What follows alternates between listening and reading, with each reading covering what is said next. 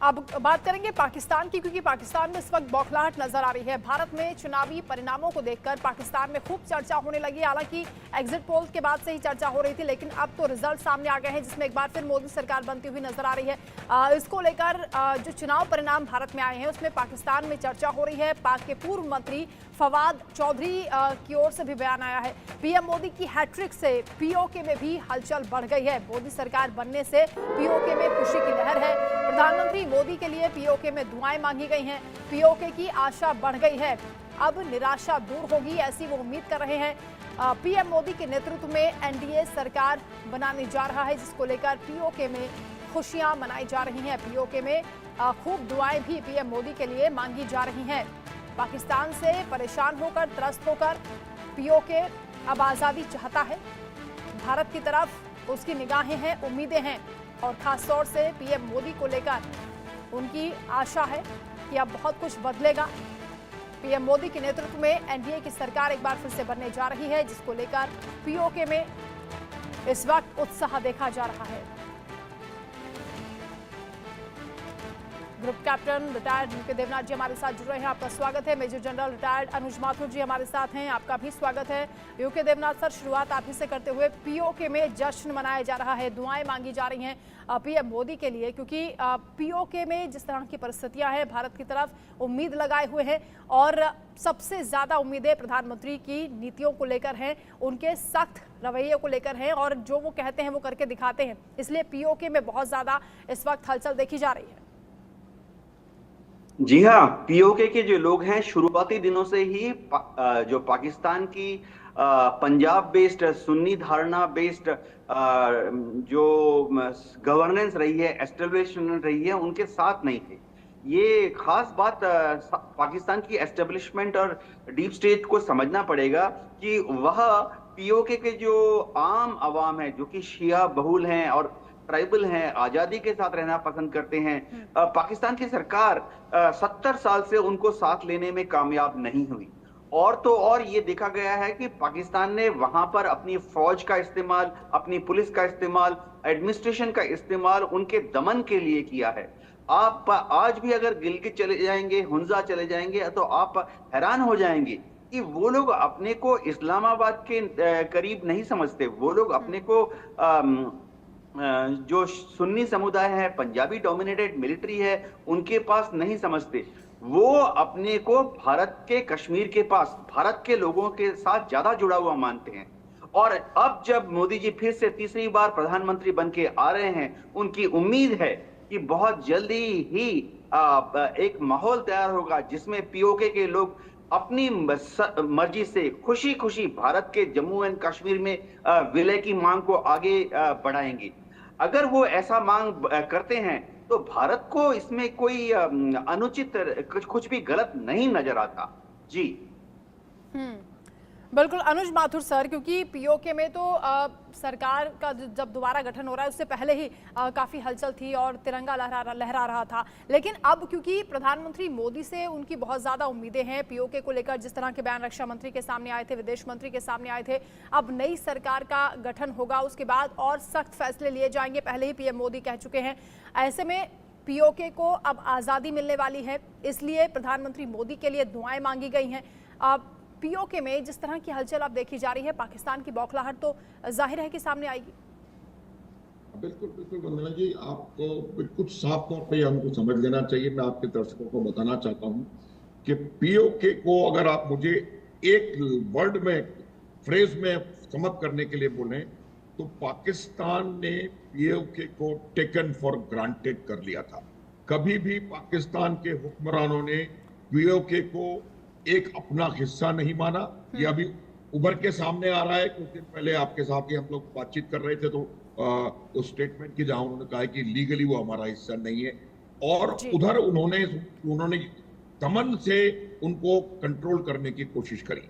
आज पीओके के वासियों को नजर आ रहा है डेवलपमेंट इस हमारे कश्मीर में, कश्मीर पूरा हमारा, ये मैं आपको बिल्कुल क्लैरिफाई कर दूं, लेकिन हमारे वाले हिस्से में जो हमारे कंट्रोल में है, और उनको ये नजर आ रहा है कि ये डेवलपमेंट ये तमाम चीजें जो हो रही हैं वो नरेंद्र मोदी की वजह से पिछले 7-10 साल की वजह से हो रही हैं, 370 जाने की वजह से हो रही है।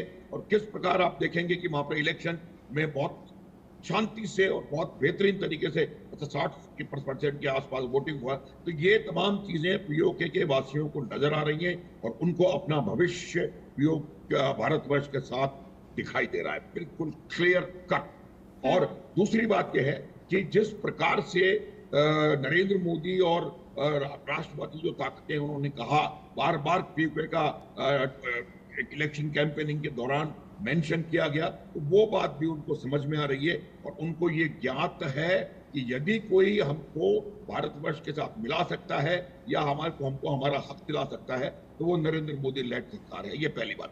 दूसरी बात, हम बात कर रहे हैं फवाद चौधरी की। फवाद चौधरी का थोड़ा सा इतिहास समझने की जरूरत है। वो एक बहुत दल बदलू किस्म के इंसान नेता हैं और 50 पार्टियां बदल चुके हैं और स्टेटमेंट्स अपने ऐसे इसी तरीके के देते रहते हैं और हमेशा फंसते हैं। आपको मैं एक दो पुराने इंसिडेंट्स याद दिलाने का प्रयास करूंगा। फवाद चौधरी ने 2020 में नेशनल असेंबली में एक स्टेटमेंट दिया था और उन्होंने उसमें कहा था कि हमने हिंदुस्तान में घुस के मारा। इस चीज को हम पूरी दुनिया ने लिया इस तरीके से कि they have admitted their hand in Pulwama. उन्होंने पुलवामा अटैक, तो इस तरीके की बातें वो करते रहते हैं। अभी 1 साल से वो बिल्कुल सर, फवाद चौधरी की हम बात कर रहे हैं तो उन्होंने क्या कुछ कहा है वो भी हम जान लेते हैं। दर्शकों को बता देते हैं कि भारत में जो चुनावी परिणाम आए हैं उसको लेकर पाकिस्तान में चर्चा हो रही है और पाकिस्तान के पूर्व मंत्री फवाद चौधरी ने मोदी पर जहर उगला है। पूर्व मंत्री फवाद ने नरेंद्र मोदी पर निशाना साधा और कहा कि भारत के वोटर ने मेरा दिल जीता है, भारतीय मतदाताओं ने चरमपंथ को नकार दिया है। जो बातें यहां विपक्ष कर रहा है वही बातें पाकिस्तान में हो रही हैं। लेकिन तीसरी बार एक बार फिर प्रधानमंत्री बनने जा रहे हैं नरेंद्र मोदी। इससे पाकिस्तान में बौखलाहट साफ देखी जा रही है। यूके देवनाथ सर, फवाद चौधरी का यह कहना कि भारत के वोटर ने मेरा दिल जीता, चरमपंथ को नकार दिया, लेकिन क्या उनको नंबर्स दिखाई नहीं दे रहे? सरकार तीसरी बार एनडीए की बन रही है, एक बार फिर प्रधानमंत्री मोदी बनने वाले हैं, क्या वो उनको नजर नहीं आ रहा? इस तरह का जहर उगलने का मतलब? देखिए, फवाद चौधरी जो कह रहे हैं वो उनकी मानसिक दिवालियेपन का एक नमूना है। उनको समझना चाहिए कि भारत एक डेमोक्रेसी है और एनडीए की जो नई सरकार बन रही है अपने सहयोगी पार्टीज के साथ अगले 5 साल के लिए एक मजबूत सरकार बन रही है। इसमें कोई शक नहीं है कि पाकिस्तान में एक धड़ा है जो भारत को फूटी आंखों देख नहीं पाते हैं। इन लोगों को पाकिस्तान में समझना पड़ेगा कि भारत जो है इतना मजबूत देश है कि हम चाहते हैं कि हमारा छोटा भाई पाकिस्तान तरक्की करे, लेकिन पाकिस्तान को भारत की स्टेबिलिटी एकदम पसंद नहीं आती है। भारत में जब भी सरकार बनती है बहुत स्टेबल सरकार बनती है। 10 साल से एक मजबूत सरकार बनी है जो कि भारत को कहां प्रगति की ऊंचाइयों पर ले जा रहा है। अगले 5 साल में भी मोदी जी के नेतृत्व में जो सरकार बन रही है ये बहुत मजबूती से देश को, भारत को विश्व के पटल में आगे ले जाएगी। उसकी शुरुआत फिर से शुरू हो चुकी है।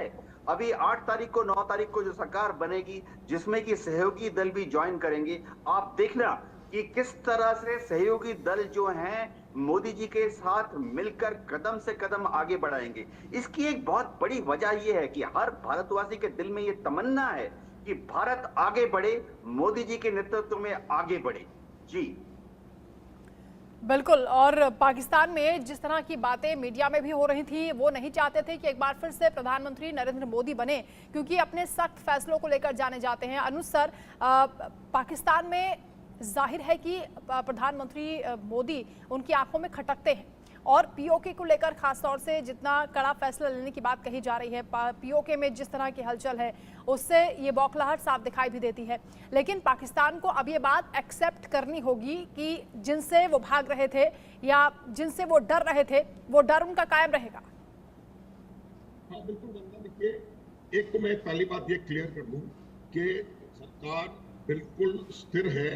ये एक प्री पोल अलायंस था एनडीए, बाद में नहीं बना है, कोई मैरिज ऑफ कन्वीनियंस नहीं है और तमाम जो दल थे वो भारत की पॉलिसीज पर एक मत थे, इसीलिए वो लोग इकट्ठे थे।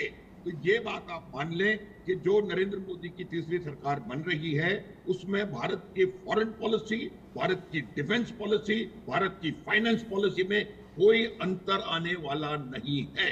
बात संख्या एक। दूसरी बात यह है कि ये जो मिलीजुली सरकार होती है उसमें जो पुल्स एंड पुशेस मेरे हिसाब से होते हैं वो कुछ डोमेस्टिक इश्यूज को लेकर के, कुछ लोकल इश्यूज को लेकर के हो सकते हैं, लेकिन हमारी पाकिस्तान की पॉलिसी साफ रहने वाली है, हमारी पीओके की पॉलिसी साफ रहने वाली है और ये चीज पाकिस्तान को नजर आ रही है। खास करके फवाद चौधरी के बारे में मैं आपको बता रहा था, वो एक किस्म के एक साल से बाहर हैं और उनको अपने आप को लाइमलाइट में लाने का एक तरीका ये मिलता है कि वो समय समय पर इस प्रकार के स्टेटमेंट्स देते रहें। आप देखिए उन्होंने राहुल गांधी के लिए भी कुछ महीने, एक महीने डेढ़ महीने पहले कहा था कि राहुल गांधी। एक और दिलचस्प बात है जो उन्होंने पोस्ट की है जिसमें ये कहा गया है कि भारत बहुसंख्यकवाद की ओर बढ़ रहा है मोदी के नेतृत्व में। वो चाहते हैं कि राहुल गांधी प्रधानमंत्री बन जाएं या जो मोदी को हटाना चाहते हैं अरविंद केजरीवाल हो, ममता बनर्जी हो, उनमें से कोई प्रधानमंत्री बन जाए, लेकिन मोदी पड़ोसियों के लिए अच्छे नहीं हैं, ये कहना है उनका। वो भी ये बड़ी हास्यास्पद बात हो जाती है जो कहते हैं कि बहुसंख्यकवाद हिंदुस्तान में है जबकि पाकिस्तान में अल्पसंख्यकों के साथ जो होता है, जो बर्बरता होती है, वो सबके सामने है। बिल्कुल बिल्कुल। देखिए ये एक और इंसिडेंट था 2019 की बात है, तो सुषमा स्वराज ने उनसे, जब ये वहां पर मंत्री थे तब सुषमा स्वराज ने वहां 2 कन्वर्जन हुए थे, उसके बारे में रिपोर्ट तलब करी थी, तो इन्होंने कहा था कि आप अपने इंटरनल मैटर्स में देखो और हमारे में घुसने की जरूरत नहीं है। ये बहुत पुरानी इनकी आदत है फवाद चौधरी की, हमारे पॉलिटिक्स में, हमारे इंटरनल अफेयर्स में अड़ंगा डालने की। बहुसंख्यकवाद कभी भारतवर्ष से हटा नहीं है, सदैव से बहुसंख्यकवाद में हम रहे हैं, इसमें कोई शक नहीं होना चाहिए। एक बात बताता हूं मैं आपको कि देखिए कोई भी देश अपना पड़ोसी बहुत शक्तिशाली नहीं चाहता और पाकिस्तान की आवाम को ये नजर आ रहा है कि नरेंद्र मोदी के नेतृत्व में लगातार भारत सशक्त होता जा रहा है। ये नेता कुछ भी कहे लेकिन पाकिस्तान की आवाम बेहतर जानती है कि हिंदुस्तान में जिस तरह का विकास हुआ है उसके लिए नरेंद्र मोदी जिम्मेदार हैं और वो चाहते हैं कि पाकिस्तान भी भारत के नक्शे कदम पर चले, कुछ तो सीखे। एक और बड़ी जानकारी मिल रही है, दरअसल पाकिस्तान के पूर्व विदेश मंत्री उमर कुरैशी का पोस्ट भी सामने आ चुका है। लोकसभा चुनाव के नतीजों को लेकर कुरैशी ने भी जहर उगला है। पूर्ण बहुमत की सरकार नहीं बनने पर मोदी को झटका लगा, भारत के मुस्लिम आज राहत की सांस ले रहे हैं, ये कहना है पूर्व मंत्री का। इसके अलावा फवाद चौधरी के साथ साथ शहबाज शरीफ की पिछली सरकार में विदेश मंत्री रहे उमर आर कुरैशी ने भी ये प्रतिक्रिया दी है जो हम आपको दिखा रहे हैं। कुरैशी ने एक्स पर लिखा है कि भारत के मुसलमान आज सामूहिक रूप से राहत की सांस ले रहे होंगे। उन्होंने लिखा कि 350 से एक भी कम सीट बीजेपी के लिए बड़े झटके के रूप में देखी जाएगी। अगर मोदी तीसरी बार सरकार बनाते हैं तो ये उनकी अब तक की सबसे कमजोर सरकार होगी। क्योंकि देवनाथ सर सरकार को कमजोर कहकर क्या साबित करना चाहते हैं, क्या उम्मीद कर रहे हैं कि आने वाले वक्त में उनके लिए कोई अच्छी खबर आ जाएगी?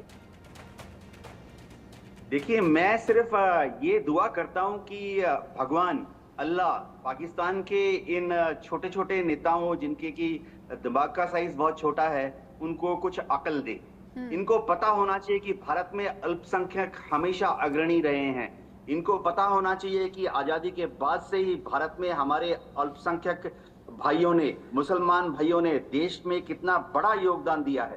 भारत में हम लोग राष्ट्रपति, उपराष्ट्रपति, अलग अलग स्टेट्स के chief ministers, governors, central government में इंपॉर्टेंट मिनिस्ट्रियल पोर्टफोलियो सब हमने अल्पसंख्यकों को दिया है और उन्होंने ना बड़ा उसमें योगदान दिया है भारत की उन्नति में। मैं एयरफोर्स में था 34 साल, फाइटर पायलट था और मुझे गर्व है कि आर्मी ने पाकिस्तान में नहीं होता है लेकिन हिंदुस्तान में होता है। हमारी आर्मी, नेवी और एयरफोर्स में बड़े बड़े पदों पर एयर मार्शल्स, एडमिरल्स, जनरल्स हमारे माइनॉरिटीज से आए हैं और उन्होंने हमारी फौज को कितना मजबूत बनाया हुआ है। तो मैं उम्मीद करता हूं कि पाकिस्तान के जो ये छुटभइये नेता हैं ये अनाप शनाप अनर्गल बातें नहीं करेंगे और देखेंगे कि भारत में हमने हर वर्ग के लोगों को कैसे एकजुट रखा हुआ है, साथ दिया है, उनको बराबरी का मौका दिया है। जी बिल्कुल बराबरी का मौका दिया। और भारत में ये बात क्यों पाकिस्तान को समझ में नहीं आती है कि चाहे प्रधानमंत्री कोई भी होता, हालांकि प्रधानमंत्री नरेंद्र मोदी ही बनने जा रहे हैं, लेकिन पाकिस्तान के लिए जिस तरह के सपोर्ट की वो उम्मीद कर रहे हैं, भारत के खिलाफ जो जहर उगल रहे हैं और वो चाहते थे कि भारत में माहौल बिगड़े, उनके मंसूबे कभी भी कामयाब नहीं होंगे। अरविंद केजरीवाल खुद भी इस बात का जवाब उन्हें दे चुके हैं। एक और बड़ी जानकारी मिल रही है, पीएम मोदी को लेकर ग्लोबल टाइम्स ने जहर उगला है। मोदी को पूर्ण बहुमत नहीं मिलने पर चीन का मीडिया गदगद हो गया है। मोदी को चुनावों में जीत नहीं मिली, वो एक तरह से हार रहे हैं। बीजेपी संसद में पूर्ण बहुमत पाने में सफल नहीं हुई। सरकार चलाने के लिए छोटे दलों पर निर्भर रहना होगा। अनुज माथुर जी इसी बात से खुशी मना रहे हैं कि सहयोगी दलों के साथ सरकार चलाएंगे। सरकार तो उनके साथ पहले भी चल रही थी। देखिए, साफ है, ये चीन और पाकिस्तान दोनों चाहते थे कि किसी तरीके से भाजपा या नरेंद्र मोदी सत्ता से बाहर हो जाएं, ताकि उनका जो एजेंडा है वो उसको आगे चला सके। थ्रू आउट द इलेक्शंस भी उनके रिएक्शन किस प्रकार के वो देखे, लेकिन जिस प्रकार का जवाब अरविंद केजरीवाल ने दिया था और जिस प्रकार का जवाब भारत की जनता, चाहे वो चीन हो, चाहे वो पाकिस्तान हो या और भी कोई हो, उसको देने वाली है, वो बिल्कुल क्लियर है। चाइना को उनका एक पहले रिपोर्ट आई थी इसके बाद एग्जिट पोल्स के बाद कि भाई इंडिया में दोबारा वो आ रहे हैं। वो लोग वॉच रखे हुए हैं भारत की पॉलिटिकल एक्टिविटी पर, लेकिन जैसा कि मैंने पहले कहा, कितना भी मार्जिन हो, कितना भी हमारे पास सीटें हो, लेकिन भारत की एक्सटर्नल पॉलिसी में, भारत की डिफेंस पॉलिसी में, भारत की इकोनॉमिक पॉलिसी में कोई अंतर आने वाला नहीं है।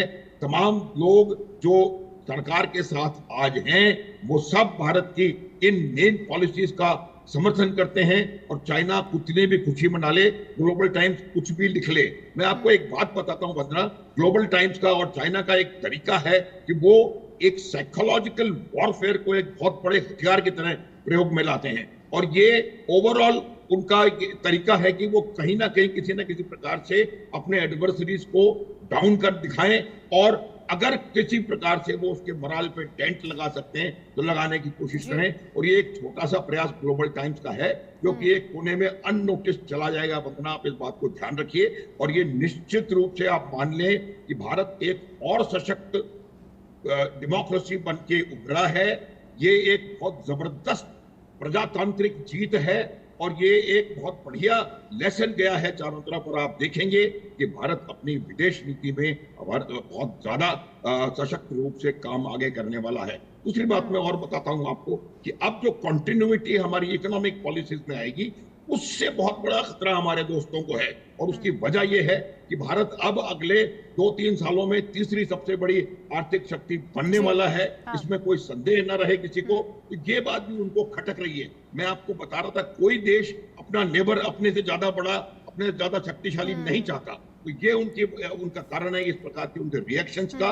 लेकिन एक बार आप और आपके दर्शक समझ लें, कोई भी रिएक्शन कुछ भी हो, बिल्कुल चीन और पाकिस्तान के लिए ये कह सकते हैं कि दिल को बहलाने के लिए गालिब वो ख्याल अच्छा था, लेकिन वो ख्याल पूरा हुआ नहीं और इसीलिए बौखलाहट दिखाई दे रही है। बहुत शुक्रिया आपका अनुज जी हमारे साथ जुड़ने के लिए। यूके देवनाथ सर, आपका भी शुक्रिया वक्त देने के लिए।